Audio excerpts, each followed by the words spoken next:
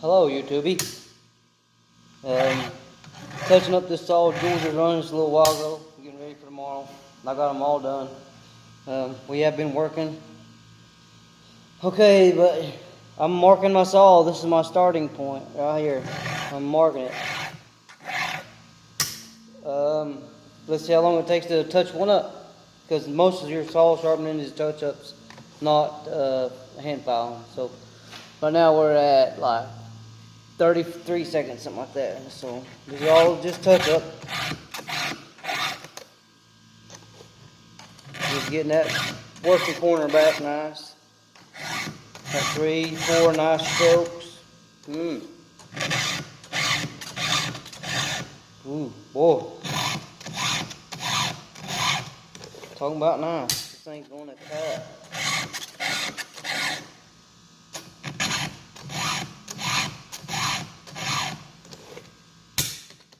That's all it takes. Just 2 or 3 nice strokes.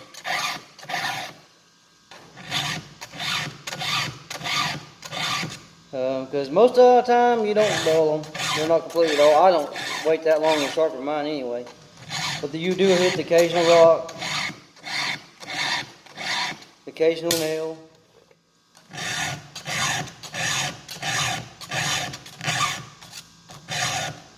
A person can get a lot of cutting done on a good sharp saw that's sharpened the right way.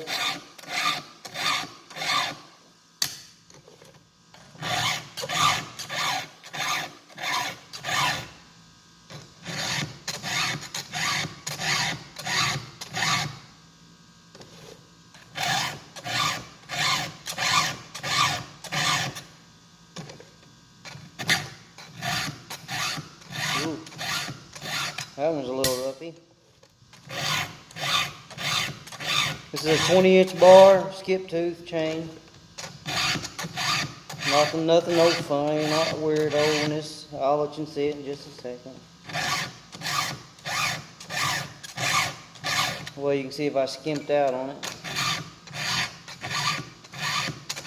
That had a little burr on it.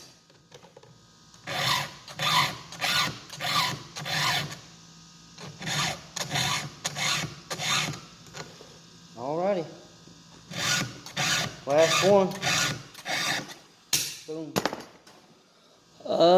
2 minutes and 40 seconds, so it took 2 minutes roughly between my talking.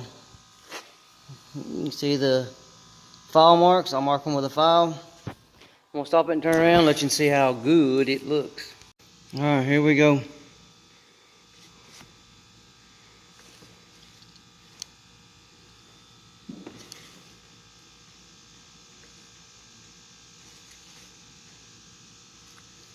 See, you get a hook. If you get that top plate right, you get a nice hook on it.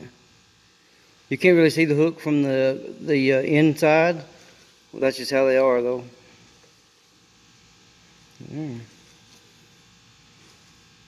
Ooh. Ow. I just cut my finger. You see that? That's a nice tooth right there. And they're all pretty consistent like that, you know, you can see. That one I may have got a little bit shallow, a little bit down in the gullet, just a hair on it. That one's great. The way I tell if I get too down deep in the gullet, it'll have just a little bit of a shadow line. But cause that top plate will fold over. You know why it's having a hard time? See, that's good.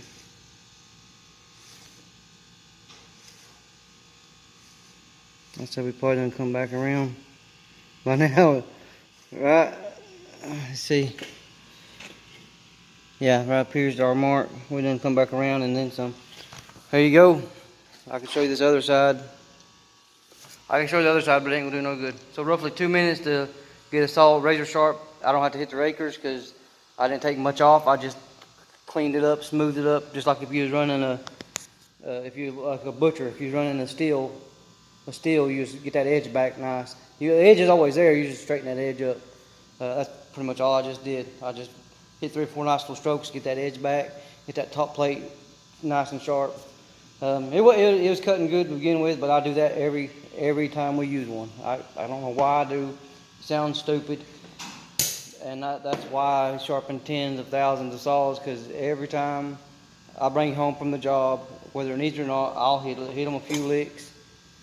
That's just me. That's how I do it. There you go, guys. 2 minutes to touch one up. See you. Alright, YouTube. Now let's see how she cuts. Put a little Vaseline in her. And I'll show you how a saw is supposed to cut.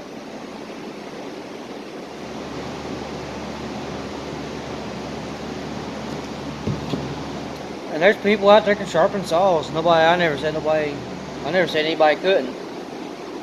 But I know I can. And if I watch your saws cut, and you tell me they cut when they can't, if you tell me you're good at sharpening a saw whenever you're putting the proof out there, come on. You know, come on. Step out of your little box, guys. But if you're saying and swearing by your chainsaw sharpening abilities, and the proof you're putting out there on the table is saying otherwise, kind of like what Al was saying about my timber cutting abilities whenever I was cutting some trashy windshook compromised timber that there's only like one of two ways to cut it, and the one way I cut it was the way to keep it off the power lines, the other way was just drop it on power lines. So I don't know. The guy may or may not be good. Just saying. But anyway, let me show you how to cut. Let me show you the saw. Look at there. Freshly filed. Freshly filed.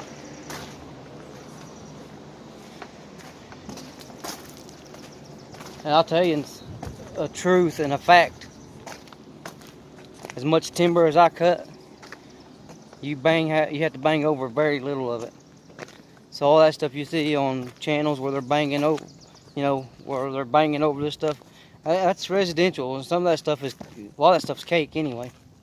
So, but anyway, felling timber, you're not going to be trying to make big swings with it. And I said that on a video before. You may not have watched it. You're getting in a general direction because you're looking at quality. Quality. Anyway, it's about to storm here, and it's hot already.